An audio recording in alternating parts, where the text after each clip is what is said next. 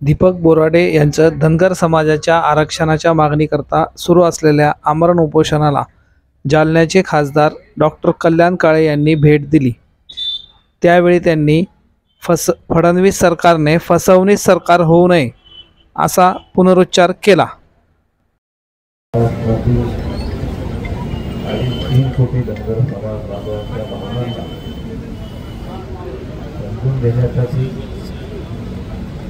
आमच्या या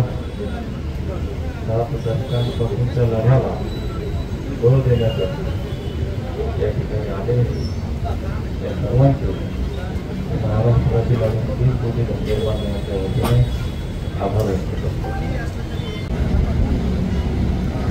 ही मागणी काल परवा लोक आरक्षण मागायला लागले किंवा वर्ष 2 वर्षापूर्वी चळवळ आरक्षणाची सुरू झाली अशातला भाग नाही।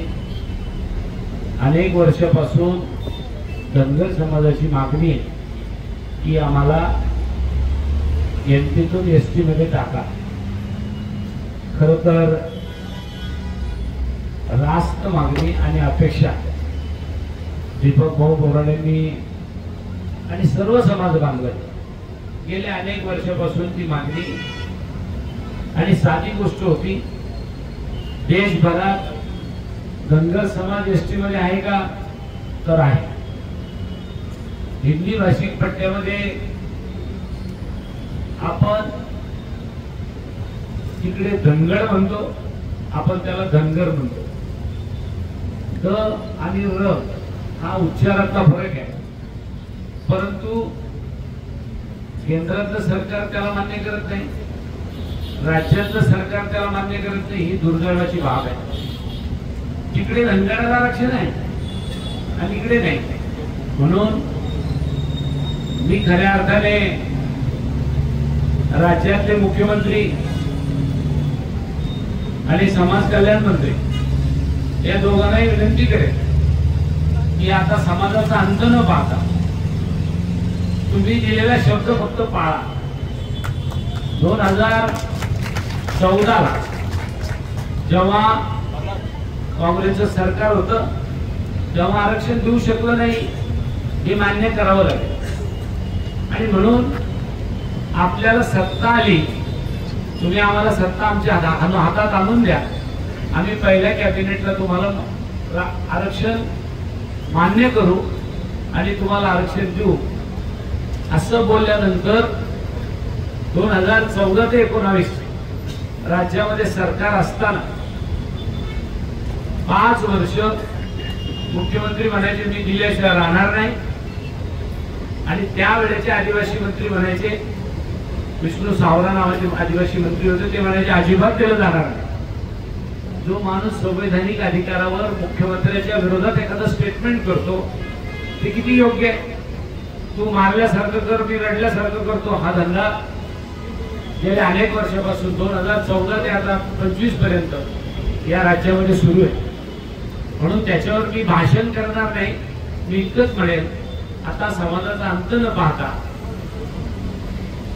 जे दीपक भाऊ बोराडेंनी आमरण उपोषणाचं आंदोलन या ठिकाणी सुरू केलंय, त्यांची वाट न पाहता शासकीय यंत्रणेने मी आता इथून गेल्यानंतर जिल्हाधिकाऱ्यांना विनंती करणार आहे की मी पत्र देतो, या पत्राच्या आधारावर आपण माननीय मुख्यमंत्र्याला संदेश पाठवा आणि आपले दूत ताबडतोबीनं दीपक भाऊ बोराडेंचं उपोषण सोडायला या। आणि नुसतं उपोषण सोडू नका तर एनटीतून एसटीत टाकलंय असा आदेश घेऊन या मताचा मी आरक्षणासाठी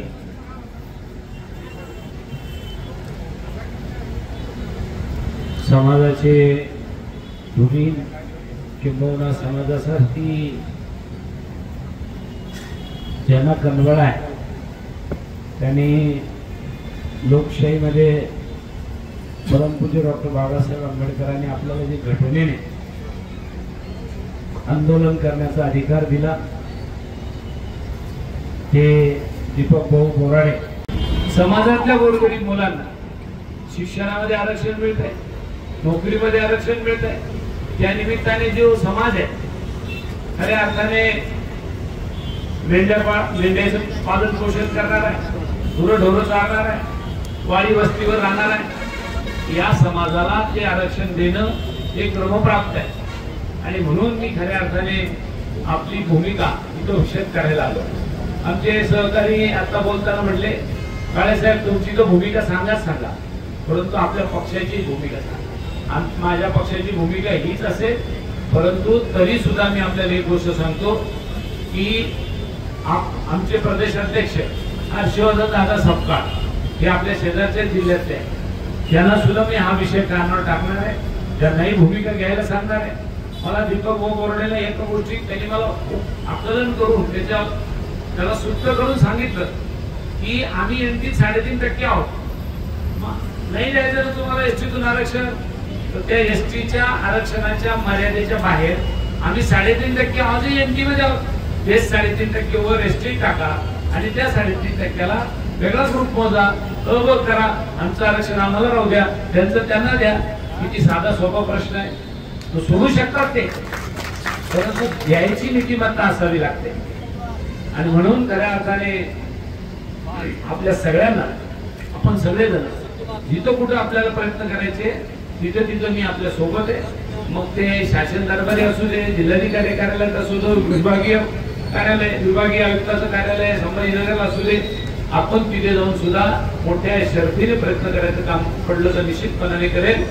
मी दीपक भाऊ बोरडेंना विनंती करेल, आपण तब्येतीची काळजी घ्या, डॉक्टरच्या सल्ल्याप्रमाणे काय आहे काय नाही ते बघा. समाजाला आपली गरज आहे, म्हणून तब्येतीची पण काळजी घेण्याची तितकीच जबाबदारी आपल्या सगळ्यांची पण आहे. म्हणून इथे येताना गर्दी करणं, एखादा इन्फेक्शन झालेला पेशंट इथे येणं, त्या हिशोबाने ती काळजी सुद्धा आपण सगळ्यांनी घ्यावी, ही नम्रतेची विनंती सर्व समाज बांधवांना करतो.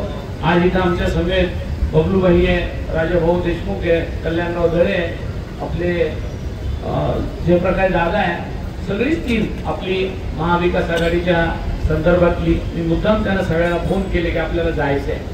आणि मला याची कल्पना आहे, कालच्या लोकसभेच्या निवडणुकीमध्ये सुद्धा तुम्ही माझ्या पाठीशी खंबीरपणे उभे होते, याची मला जाणीव आहे. आणि त्याच्यामुळे आपण सगळ्यांना एक शब्द निश्चितपणाने पुन्हा देतो, आपल्या या समाज बांधवाच्या, या समाजाच्या मागण्यासाठी मी आपला खासदार या नात्याने 100% आपल्या पाठीशी एवढंच सांगतो आणि थांबतो. धन्यवाद.